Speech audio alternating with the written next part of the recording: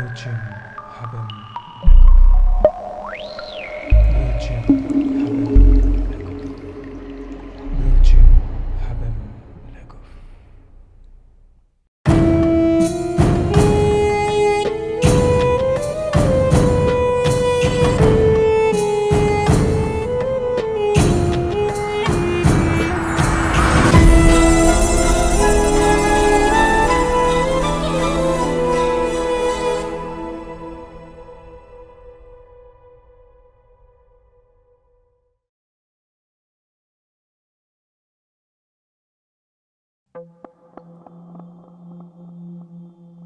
കഴിഞ്ഞ 8 വർഷത്തോളമായി കേരളം മുഴുവൻ പ്രതീക്ഷിച്ചിരിക്കുന്ന ഒരു വിധി പ്രസ്താവനയുണ്ട്.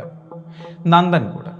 ഒരുപക്ഷെ തിരുവനന്തപുരം നഗരത്തോട് ചേർന്നുള്ള ആ സ്ഥലപ്പേര് കേരളത്തിൽ ചർച്ചയാവുന്നത് ഈ ഒരു കേസിനോട് ചേർന്നാവും.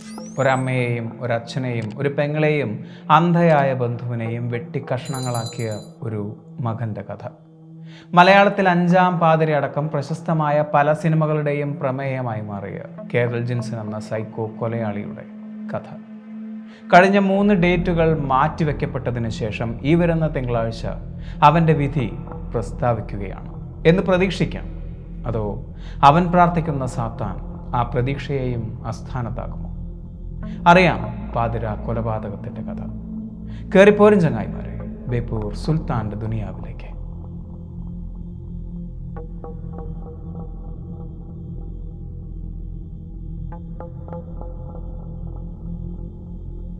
ഏപ്രിൽ 9, 2017 നന്ദൻകോടുള്ള ക്ലിഫ് ഹൗസിന് സമീപമുള്ള ബെയിൻസ് കോമ്പൗണ്ടിലെ 117-ാം വീട്ടിൽ നിന്നും അതിരാവിലെ പുക പൊന്തുന്നുണ്ടായിരുന്നു. രാവിലെ നടക്കാനിറങ്ങിയ പലരും അത് കണ്ടിരുന്നുവെങ്കിലും അത് കാര്യമാക്കിയില്ല. പോകെ പോകെ പുക കൂടിക്കൂടി വന്നു. അവരെല്ലാം ചുറ്റും കൂടി. അയൽവാസികളും ഉറക്കെ കൂവി വിളിച്ചു. പക്ഷേ വീടിനുള്ളിൽ യാതൊരു അനക്കവും ആരും കണ്ടില്ല. അകത്ത് കയറി നോക്കാമെന്ന് വിചാരിച്ചാലോ അടച്ചിട്ട ഗേറ്റും പടുകൂറ്റൻ മതിലുകളും അതിന് തടസ്സമായി വന്നു. അവർ ഫയർഫോഴ്സിനെ വിളിക്കാൻ തീരുമാനിച്ചു. വീടിന് തീ പിടിച്ചിട്ടുണ്ട് എന്നും അവിടമാകെ കറുത്ത പുക പടർന്നിട്ടുണ്ട് എന്നും അവർ ഫയർഫോഴ്സിനോട് പറഞ്ഞു. കേട്ട പാതി കേൾക്കാത്ത പാതി അവർ സ്ഥലത്തെത്തി. കോമ്പൗണ്ടിനുള്ളിലേക്ക് കയറി വീടിനുള്ളിലേക്ക് 2 പേരും. വീടിനുള്ളിലേക്ക് കടന്നു ചെന്നവർ അപ്രതീക്ഷിതമായ എന്തോ ഒന്ന് കണ്ടതുപോലെയാണ് തിരികെ വന്നത്. കേരളക്കരയെ മുഴുവൻ ഞെട്ടിച്ച ഒരു സംഭവമായിരുന്നു അന്ന് അരങ്ങേറിയത്. ആ ഒരു സംഭവത്തോടെ അധികമാരും ചർച്ച ചെയ്യാത്ത ഒരു വിഷയം കേരളം മുഴുവൻ ചർച്ചയാവുകയായിരുന്നു. പറഞ്ഞു വരുന്നത് ആസ്ട്രൽ പ്രൊജക്ഷൻ എന്ന വാക്കിനെ കുറിച്ചാണ്. മാധ്യമങ്ങൾ ആ വാക്കിനെ കുറിച്ച് ഘോരം പ്രസംഗിച്ചുകൊണ്ടേയിരുന്നു. സാത്താൻ സേവയിലൂടെ ഒരു ശരീരത്തിൽ നിന്നും ആത്മാവിനെ വിഭജിക്കാൻ ഉപയോഗിക്കുന്ന ദുർമന്ത്രവാദ വിദ്യയാണ് ആസ്ട്രൽ പ്രൊജക്ഷൻ അഥവാ കൂടുവിട്ട് കൂടുമാറ്റം എന്നൊക്കെ. അന്ധവിശ്വാസമാണ് എങ്കിലും ആ വിശ്വാസത്തിന്റെ പേരിൽ ഒരു മകൻ ഇല്ലാതാക്കിയത് പെറ്റമ്മയുടെയും പിതാവിൻ്റെയും കുഞ്ഞു പെങ്ങളുടെയും ജീവനായിരുന്നു. കേരളം മുഴുവൻ അത് കാട്ടുതീ പോലെ പടർന്നു. എവിടെയോ നടന്നു എന്ന് ഓരോ മലയാളിയും പ്രതീക്ഷിച്ച ആ സംഭവം നടന്നത് ഇവിടെ തന്നെയായിരുന്നു, നമ്മുടെ മൂക്കിന് താഴെ.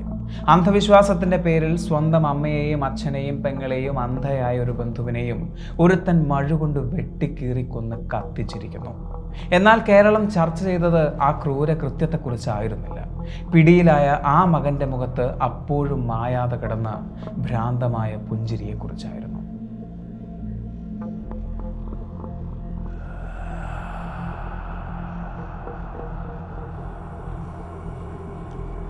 മീറ്റ് പ്രൊഫസർ രാജ തങ്കം.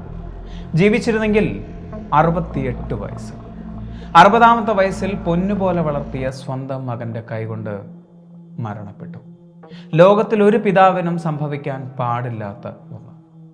താങ്കൾക്ക് വിഷമമാകും എന്നറിയാം, എങ്കിലും ഞാൻ പറയട്ടെ, ഇന്ന് താങ്കളുടെ മകന്റെ വധശിക്ഷയ്ക്ക് വേണ്ടി കാത്തിരിക്കുകയാണ് കേരളം മുഴുവൻ. ഒരുപാട് പ്രതീക്ഷയോടെയാണ് ആ മാതാപിതാക്കൾ കേരൾ ജിൻസനെ വളർത്തിയത്. ചെറുപ്പം മുതലേ പഠിക്കാൻ വലിയ താല്പര്യം അയാൾക്കുണ്ടായിരുന്നില്ല. എന്നാൽ അച്ഛനും അമ്മയും വളരെയേറെ വിദ്യാഭ്യാസമുള്ളവരും.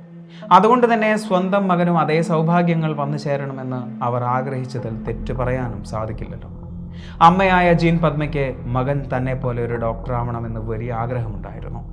അതുകൊണ്ട് തന്നെ ഒരുപാട് നിർബന്ധത്തിന് ശേഷം MBBS പഠനത്തിനായി കേരളിനെ ഫിലിപ്പീൻസിലേക്ക് അയക്കുകയും ചെയ്തു. തുടക്കത്തിൽ നല്ലതുപോലെ പോയിരുന്നുവെങ്കിലും പിന്നീട് പോകെ പോകെ അവന് പഠനത്തോടുള്ള താല്പര്യം കുറയുകയായിരുന്നു. അത് മാതാപിതാക്കൾക്ക് മനസ്സിലാവുകയും ചെയ്തിരുന്നു. അതുകൊണ്ട് തന്നെ അവൻ പഠനം പാതി വഴിയിൽ നിർത്തി നാട്ടിലേക്ക് തിരികെ പോന്നു.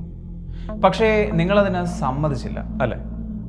തിരികെ പോവാൻ നിങ്ങൾ അവനെ ഒരുപാട് നിർബന്ധിച്ചു. പക്ഷേ അവൻ പറഞ്ഞത് മറ്റൊന്നായിരുന്നു. പഠിക്കാൻ അവന് താല്പര്യമുണ്ട്, പക്ഷെ അതൊരിക്കലും ഡോക്ടറാവാനല്ല, മറിച്ച് ഗെയിം പ്രോഗ്രാമിംഗ് പഠിക്കാനാണ് അവന് താല്പര്യം. അതുകൊണ്ട് തന്നെ അതിനുവേണ്ടി ഓസ്ട്രേലിയയിലേക്ക് പോവാൻ താൻ താല്പര്യപ്പെടുന്നു. മകനോടുള്ള സ്നേഹം കൊണ്ടും അവൻ്റെ അതിയായ താല്പര്യം കണ്ടും അവനെ വിദേശത്തേക്ക് പഠിക്കാനായി ആ മാതാപിതാക്കൾ അയച്ചു. പിന്നീടുള്ള കുറേ കാലം ആ വലിയ വീട്ടിൽ താമസിച്ചിരുന്നത് അച്ഛനും അമ്മയും കുഞ്ഞു പെങ്ങളും മാത്രമായിരുന്നു. അവരുടെ സഹായത്തിന് ബന്ധുവായ ലളിതയും. എന്നാൽ ഓസ്ട്രേലിയയിലെ പഠനവും പാതി വഴിയിൽ നിർത്തി അവൻ തിരികെ വന്നു. ആ തിരിച്ചുവരവ് ആ കുടുംബത്തിൻ്റെ താളം തെറ്റിച്ചിരുന്നു. തിരികെ വന്ന കേതലിന് വലിയ മാറ്റങ്ങളായിരുന്നു ഉണ്ടായിരുന്നത്. അവൻ അധികം ആരോടും സംസാരിക്കാതെയായി. മുകളിലത്തെ നിലയിൽ മുറി അടച്ചിട്ട് അവൻ ഒറ്റയ്ക്കിരിപ്പ് തുടങ്ങി. പാതിരാത്രികളിൽ പോലും അവൻ്റെ കമ്പ്യൂട്ടറിൻ്റെ വെളിച്ചം മുറിയിൽ നിന്നും കാണാമായിരുന്നു.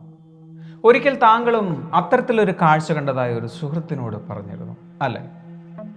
ഒരു രാത്രി അപ്രതീക്ഷിതമായി കേതലിൻ്റെ മുറിയിലേക്ക് കടന്നു ചെന്ന പിതാവ് കണ്ടത് രക്തവും മാംസവും വെട്ടിക്കീറുന്ന വീഡിയോകൾ കണ്ട് രസിക്കുന്ന കേതലിനെയായിരുന്നു.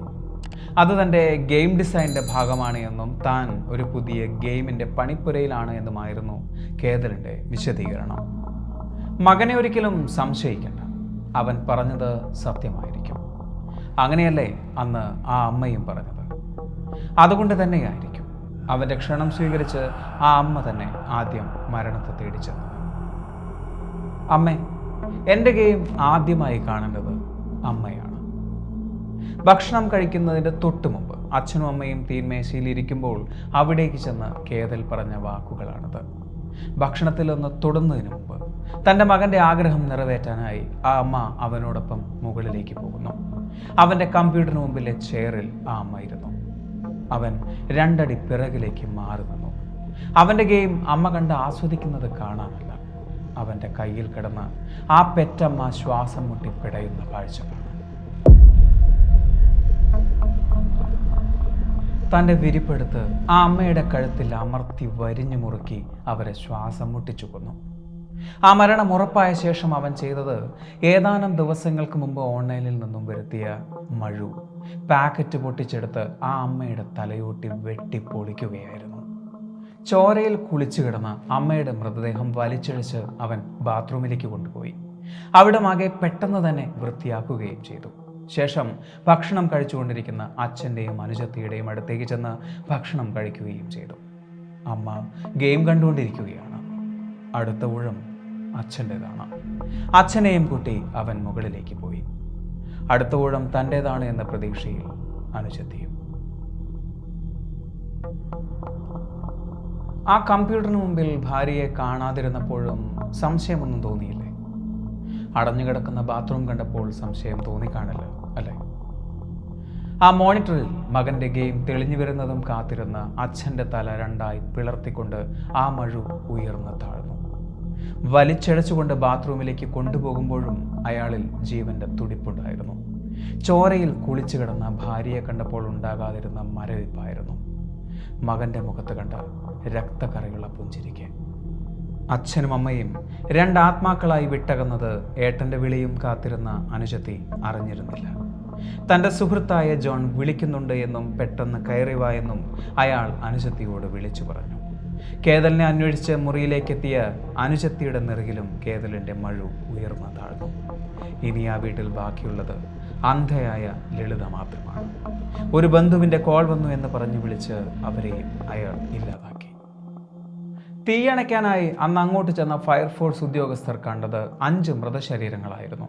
അതിലൊന്ന് വിരിപ്പ് കൊണ്ട് പൊതിഞ്ഞ് വെട്ടിക്കീറിയ അവസ്ഥയിലും. കത്തിക്കരിഞ്ഞ 4 മൃതശരീരങ്ങളിൽ ഒരെണ്ണം വെറും ഡമ്മി മാത്രമാണ് എന്നും അത് മനുഷ്യ ശരീരമായിരുന്നില്ല എന്നും തുടക്കത്തിൽ തന്നെ പോലീസിന് മനസ്സിലായി. ആ വീട്ടിൽ താമസിച്ചിരുന്ന 5 പേരിൽ ഒരാൾ മിസ്സിങ്ങും. സ്വാഭാവികമായും കേസ് അയാളെ തിരഞ്ഞ് ആരംഭിക്കുകയായിരുന്നു. അയൽവാസികളും നാട്ടുകാരും പല കഥകളും പറഞ്ഞു തുടങ്ങി. അധികം ആരോടും കൂട്ടില്ലാതിരുന്ന ആ കുടുംബത്തെക്കുറിച്ച് ഇല്ലാക്കഥകളായിരുന്നു കൂടുതലും.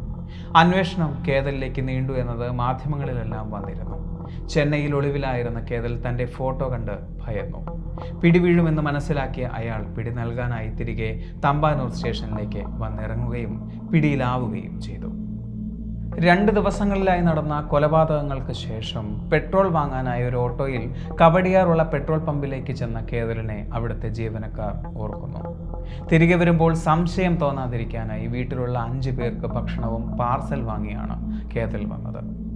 മൃതശരീരങ്ങൾ പ്ലാസ്റ്റിക് ബാഗുകളിലാക്കി ലളിതയുടെ ശരീരം വിരിപ്പിൽ പൊതിഞ്ഞ് അതിനിടയിലിരുന്ന് ഭക്ഷണം കഴിക്കാനും കേതൽ ജിൻസന് സാധിച്ചു. എന്തിനായിരുന്നു ഇങ്ങനൊരു ക്രൂരകൃത്യം? ഇങ്ങനൊരു കൃത്യത്തിലേക്ക് സ്വന്തം മാതാപിതാക്കളെ ഇരകളാക്കി തിരഞ്ഞെടുത്തത് എന്തിനായിരുന്നു? ഒരിക്കലൊരു പോലീസുകാരൻ കേതലിനോട് ഇതേ ചോദ്യം ചോദിച്ചു.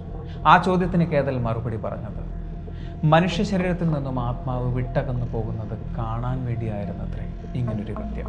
അതിനുവേണ്ടി തന്നെയായിരുന്നു സ്വന്തം പിതാവിനെയും മാതാവിനെയും പെങ്ങളെയും അതിനായി തിരഞ്ഞെടുത്തത് എന്ന്. അയാൾ ലഹരിക്ക് അടിമയായിരുന്നു. അയാളുടെ മാനസിക നില തകരാറിലായിരുന്നു എന്നും പരിശോധനയിൽ കണ്ടെത്തി. സ്കിസോഫ്രീനിയയുടെ ലക്ഷണങ്ങൾ അയാളിലുണ്ടായിരുന്നു. ഇല്ലാത്ത ഒന്നിനെ പൂർണ്ണമായും വിശ്വസിക്കുക, ഇല്ലാത്ത അശരീരികൾ കേൾക്കുക, അതനുസരിക്കുക.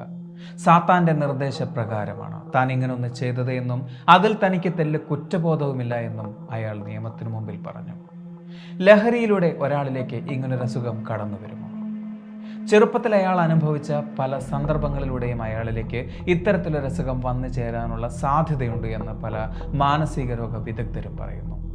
താൻ അനുഭവിക്കുന്ന ഉന്മാദ രോഗത്തിന് കഴിഞ്ഞ 8 വർഷമായി ജയിലിൽ തന്നെ ചികിത്സയിലാണ് കേതൽ. വർഷങ്ങൾക്കിപ്പുറവും വിധിക്ക് വേണ്ടിയുള്ള കാത്തിരിപ്പാണ്. ജീവിതത്തിൽ സാമ്പത്തികമായി യാതൊരു ബുദ്ധിമുട്ടും അനുഭവിക്കേണ്ടി വന്നിട്ടില്ലാഞ്ഞിട്ടും എല്ലാ സൗകര്യങ്ങളും ഉണ്ടായിരുന്നിട്ടും ഇന്നയാൾ പൂജപ്പുര സെൻട്രൽ ജയിലിലെ ഒറ്റപ്പെട്ട മുറിയുടെ വിലാസത്തിലാണ്. പ്രൊഫസർ രാജ തങ്കം. ഒരുപാട് വിദ്യാർത്ഥികളെ സ്വപ്നം കാണാൻ പഠിപ്പിച്ചയാളാണ് താങ്കൾ. എന്നാൽ താങ്കളുടെ മകന് നല്ലൊരു ഭാവി നൽകാൻ താങ്കൾക്ക് സാധിച്ചില്ല. ഇന്ന് കേരളക്കര മുഴുവൻ താങ്കളുടെ മകൻ്റെ മരണവാർത്തയ്ക്കായി കാത്തിരിക്കുന്നത് ഒരു വിങ്ങലായി താങ്കളുടെ മനസ്സിലുണ്ടാകും. ആ വിങ്ങലിനും വരും ദിവസത്തിൽ ഒരവസാനം ഉണ്ടാവട്ടെ എന്ന് ഞാൻ ആഗ്രഹിക്കുന്നു. And the game is. ഈ ഒരു വീഡിയോ നിങ്ങൾക്ക് ഇഷ്ടമായി എന്ന് വിചാരിക്കുന്നു. സുൽത്താൻ എപ്പോഴും പറയുന്നത് പോലെ സബ്സ്ക്രൈബുകൾ കൂമ്പാരമാകുമ്പോൾ പരിപാടി ഗംഭീരമാണ്. അതുകൊണ്ട് സബ്സ്ക്രൈബ് ചെയ്യുക. അടുത്ത വീഡിയോയ്ക്ക് വേണ്ടി കാത്തിരിക്കുക. അതുവരെ